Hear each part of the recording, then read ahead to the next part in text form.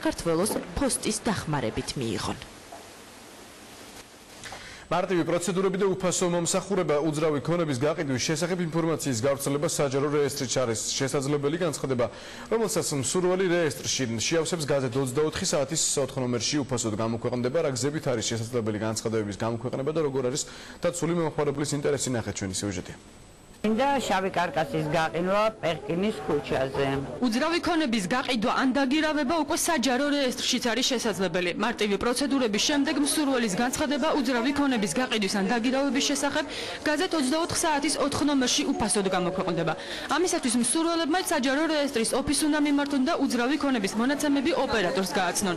განცხადების განთავსება გაზეთში სპეციალური ბლანკების შევსებითაც არის შესაძლებელი. განცხადებები 1 წუთში იყრის თავს, მონაცემები კი გაზეთ 24 საათში გამოქვეყნდება.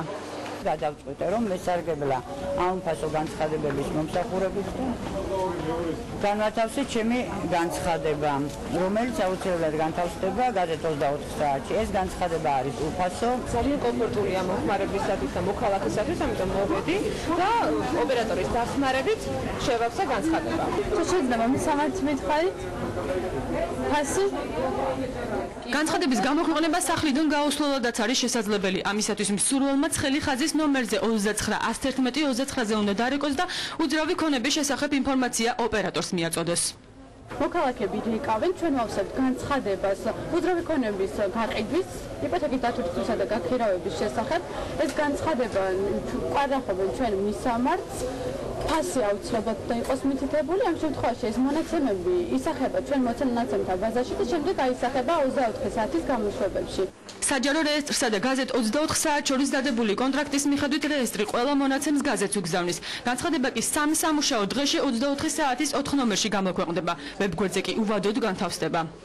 ეს პროექტი ძალიან მნიშვნელოვანია და საინტერესო როგორც მოსახლეობისთვის, ასევე ჩვენი გაზეთისთვის.